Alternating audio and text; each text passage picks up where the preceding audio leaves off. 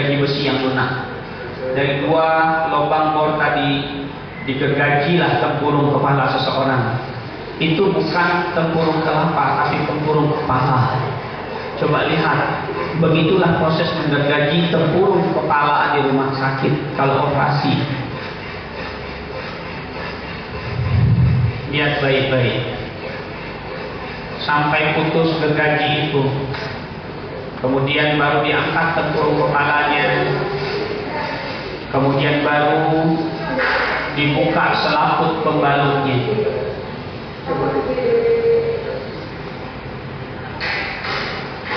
Coba lihat baik-baik. Nah, itu benaknya masih bergerak-gerak, itu tandanya masih hidup. Dan yang menghitam itu sel kanker, sel tumor di kepalanya harus dibersihkan dengan metode penyinaran. Kemudian bila ditemukan dalam benaknya itu ada penyumbatan karena darah membeku, disedot pakai pipa khusus ke dalam benak kepalanya. Lihat, disedot ke dalam benak kepalanya. Setelah dibersihkan, baru ditutup kembali. Baru dibersihkan lagi. Operasi seperti ini butuh biaya lebih dari 100 juta. Dan risiko kematian saat operasi 90%. Dan kalaupun hidup, kemungkinan gegar otak atau lumpuh total setelah selamat operasi itu besar sekali. Begitulah kalau Allah tanam satu virus, Allah tanam kanker atau tumor di benak kepala kita, begitulah operasi yang akan kita lewati. Tapi sekarang Allah masih sayang sama kita, bukan? Adikku, sahabatku, maka tidakkah kita pantas bersyukur lebih banyak terhadap nikmat yang diberikan pada kita? Pantaskah nikmat yang diberikan kita gunakan untuk berbuat dosa dan maksiat? Pada semua datang dari Tuhan? Atau tidakkah kita takut ancaman nerakanya yang luasnya seluas langit dan bumi, sehingga dengan nikmat kita masih bermaksiat, dengan mata kita lihat yang haram, dengan telinga kita abaikan waktu sholat, dengan mulut kita bergunjing, mengumpat, memaki, mencaci, dengan hati kita saling menyakiti? Tidakkah itu pantas kita lakukan? Lihat, atau tidakkah kita tergiur dengan surganya yang indah mempesona dan janji yang pasti? Sekarang sahabat, ikuti saya. Angkat tangan kita ke atas setara dengan telinga kita. Lepaskan dari pegangan apapun. Lepaskan semua. Sekarang susun jari yang 10 ke depan. Rasakan dengan mata terpejam. Napas kita masih bisa bergerak, bukan? Masih. Jantung kita masih bergerak, masih. Paru kita masih bekerja, masih. Siapa yang menggerakkan? Siapa yang membuat dia bekerja? Bisakah kita sendiri tanpa bantuan Allah? Begitu sayangnya Allah. Dan bayangkan kalau tiba-tiba nanti dia berhenti, apa status kita setelah ini? Apa yang kita banggakan lagi setelah ini kalau jantung berhenti atau paru-paru kita berhenti? Coba rasakan. Coba rasakan sahabatku semua. Coba rasakan. Atur nafas kita dengan baik dan akui dengan jujur betapa sombong dan angkuhnya kita selama ini. Sekarang perlahan coba tangan kanan kita letakkan ke pundak bahu kiri kita, dan tangan kiri ke pundak kanan kita berselang di dada. Tangan kanan ke bahu kiri dan tundukkan kepala kita 45 derajat dengan mata terpejam. Sekarang coba jujur, akuilah kesalahan kita. Mulai dengan penyesalan dan istighfar. Rasakan betapa bodohnya kita membuang waktu-waktu muda kita selama ini dengan tidak banyak beribadah, bahkan dengan banyak bermaksiat, bahkan tersenyum ketika menghabiskan uang dan darah dan keringat orang tua kita di kampung. Kapan kita mau membalas jasa mereka? Apakah begini cara kita membalas jasa mereka? Kapan kita akan membahagiakan mereka? Dan kapan kita akan menangis minta maaf kepada mereka? Apakah kita menunggu dulu nanti datang SMS menyuruh kita pulang? Nak, pulang kampung lah nak, kata ibu kita. Di ujung SMS, bapakmu nak, dan SMS itu tidak dilanjutkan. Atau sepulang dari sini kita buka HP kita nanti, tiba-tiba di HP kita ada SMS menyuruh kita segera pulang. Karena ternyata bapak kita hari ini kecelakaan pulang kerja, dan sampai di rumah kita lihat tetangga kita telah masuk ke rumah kita semua. Kursi sofa telah dikeluarkan, meja kita telah berdiri. Kemudian kita masuk ke rumah, kita ucapkan assalamualaikum. Ibu kita mengajar kita sambil memeluk kita. Sabar ya nak, kita sedang diuji Allah nak. kita rezeki di situ dan dia histeris. Kita lari ke tengah rumah, kita lihat ada seonggok turunan yang ditutup dengan kain panjang. Kita lihat adik dan kakak kita telah duduk di samping kubur itu dengan mata berasap. Mereka kita perhatikan muka bagian kepala dan kita menjadi histeris. Bapak! Karena kita lihat kepalanya telah terbelah, dikirim COVID dari kecelakaan alhamdulillah. Sahabat, apakah saat itu baru kalian menangis? Apakah saat itu baru kita minta maaf karena orang tua kita telah kita siksa bekerja payah-payah sampai dia lupa kesehatannya? Apakah saat itu baru kita bersimpuh di kaki yang telah bersimpah darah? Atau sebaliknya, bisa jadi kita ditelepon oleh ayah atau dijemput oleh sahabat ayah menyuruh kita pulang. Ternyata ibu yang kita cintai telah dulu daripada kita tadi pagi karena kecelakaan kecil di kamar mandi terpeleset. Sahabat, bayangkanlah itu semua yang mungkin terjadi dan istighfarlah, berdoalah, minta ampunan Allah. Sahabat semua, Rasulullah katakan kita paling dekat dengan Allah ketika sujud, dan doa kita paling mustajab saat kita sujud. Maka jujurlah kepada Allah, sujudlah dan akuilah kesalahan kita. Saya panggil dengan takbir, ambillah posisi sujud semuanya. Allahu Akbar. Silakan akui kelemahan kita, kesombongan kita. Sujudlah di hadapan Allah. Jatuhkan kepala kita sama dengan telapak kaki kita. Akui segera. Cepat ambil posisi sujud, kita berlutut bertawaf kepada Allah. Dan jangan malu untuk menangis. Akui semua kelemahan kita di hadapan Allah. Allahu Akbar. Allahu Akbar. Curhatlah kalian kepada Allah dalam sujud itu deh. Bayangkan wajah ibu kita yang mungkin kita lihat dalam rumah telah kaku. Mungkin tangannya telah dilipat di dada dengan tubuh yang telah ditutup dengan kain putih. Bayangkan saat kita pulang kita tinggal hanya bisa menangis dalam kealpaan dan dosa kita selama ini. Istighfarlah. Astagfirullah ya Allah. Ampuni dosa kami ya Allah. Ampuni dosa ayah ibu kami ya Allah. Astagfirullah ya Allah. Kami telah banyak mengabaikan nikmat-Mu ya Allah. Kami telah banyak melupakan jasa ayah ibu kami ya Allah. Kami telah banyak memberat dan menyusahkan mereka ya Allah. Kami telah menjadikan mereka pembantu untuk kami ya Allah. Kami telah peras keringat dan air matanya untuk kami ya Allah. Ampuni kami ya Allah. Ampuni kami ya Allah. Ampuni kami ya Allah. Sahabat, dengarkanlah kata-kata ini. Bisa jadi ini kata-kata ibu kita saat lepas kita kuliah ke Padang. Sambil bersujud, sambil mengakui kesalahan kita, dengarkanlah kata-kata ini. Istighfarlah, mintalah ampunan Allah. Mintalah ampunan Allah, berdoa ya Allah. Ampuni kami ya Allah. Ampuni ayah ibu kami ya Allah. Jangan engkau panggil dulu ya Allah. Kami ingin membahagiakan ya Allah. Kami ingin membuktikan ya Allah. Dengarkan kata-kata ini deh. Mungkin kata ibu kita melepas kita kepadahan dari sekolah.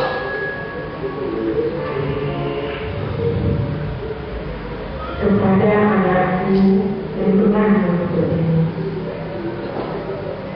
Nah, sore ini ibu kembali teringat padamu.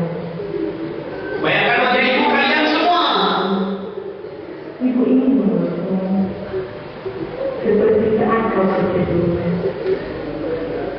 Adakah kau ingat, setiap kali hatimu gundah, kau akan menangis di bangku-bangku. Lalu ibu akan memulai rambutmu, lalu menghapus air mata di bibirmu. Ini rasanya ibu menanggung semua kesedihan dan kesusahanmu agar hanya tinggal senyum yang tampak di wajahmu. Bahkan saat ini pun ibu sangat gundah karena tak bisa berada di sampingmu, menemanimu membersihmu. Kemana kau akan mengadu saat kau belanja yang habis? Kepada siapa kau akan berkeluh kesah saat kerakuyanmu menumpuk? Pada siapa kau akan bermanja saat kau sakit?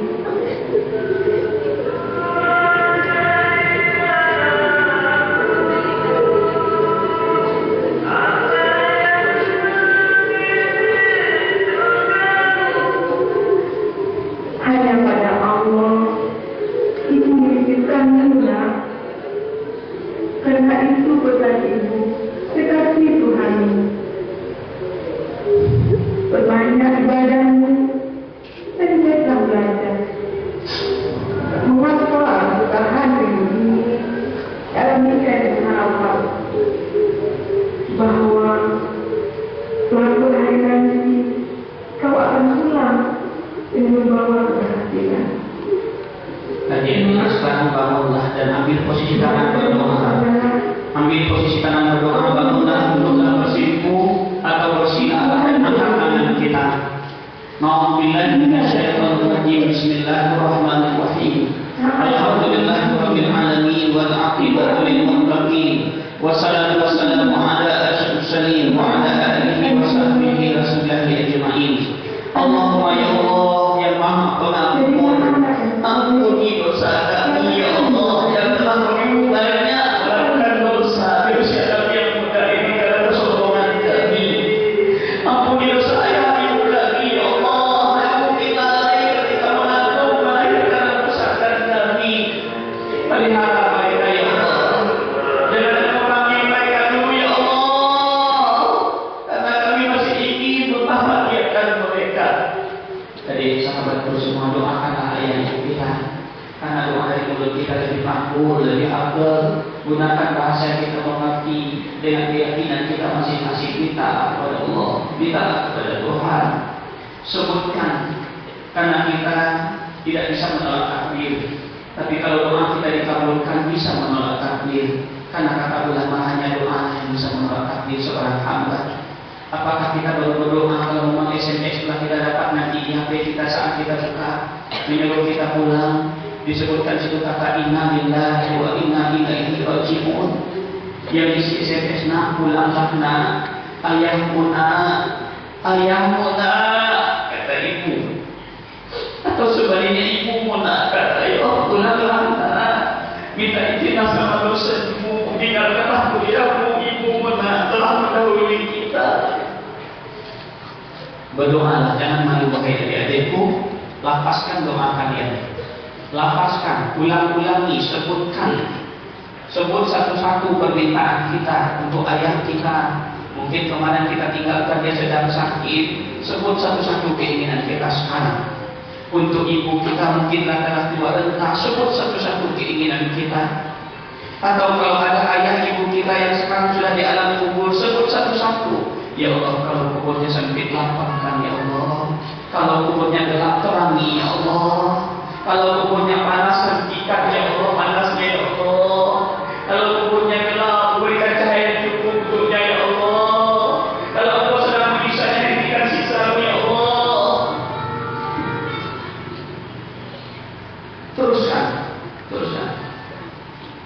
Teruskan doanya, lapaskan doanya, lapaskan. Sebut, minta apa yang mau kita minta, jangan hanya sekedar menangis. Sebut, ya Allah, coba minta, ya Allah, apa yang kita inginkan pada ayah ibu kita, sebut, ya Allah, sebutkan. Minta umurnya dipanjangkan, fisiknya disehatkan, sebutkan dia. Ya Allah, lapaskan doa kita biar Allah tahu apa yang mau kita minta kepada Allah. Lapaskan doa kita satu-satu. Sebutkan. Dan jangan bangun membasahi pipi kita dengan air mata, karena air mata itu bukan tanda cengeng, air mata tanda hidayah. Semakin basah mata kita, wajah kita dengan air mata kita, akan semakin tebal batasnya dengan api neraka kelak. Karena air mata itu menjadi pembatas wajah kita dengan air api neraka kelak di akhirat. Jangan malu untuk mengakuinya, jangan malu untuk berdoa terus-menerus. Terus sebutkan. Ulangi terus sahabat, lapaskan terus kata-kata doa kalian. Bayangkan wajah ayah ibu kita, doakan semoga sampai di rumah nanti kita masih bertemu dengan dia selamat. Kita tentu tidak siap kalau di depan rumah kita tidak ada bendera hitam bertulis inna lillahi wa inna ilaihi raji'un. Kita tentu tidak siap kalau kita dijemput oleh keluarga kita dan harus pulang saat ini juga akan ternyata satu di antara dua orang yang kita cintai telah mendahului kita. Maka lapaskan doa kita, minta, ya Allah, ulangi, ya Allah, minta, ya Allah, sebutkan apa keinginan kita. Seiring dengan azan asar yang telah kita dengar, doa kita insya Allah makbul di titik doa azan kumandangkan ini. Lapaskan, ya Allah. Coba sebutkan doanya itu, ya Allah, lapaskan. Agar Allah tahu apa yang kita inginkan, jangan hanya sekedar menangis. Sebutkan bukti kita sungguh-sungguh.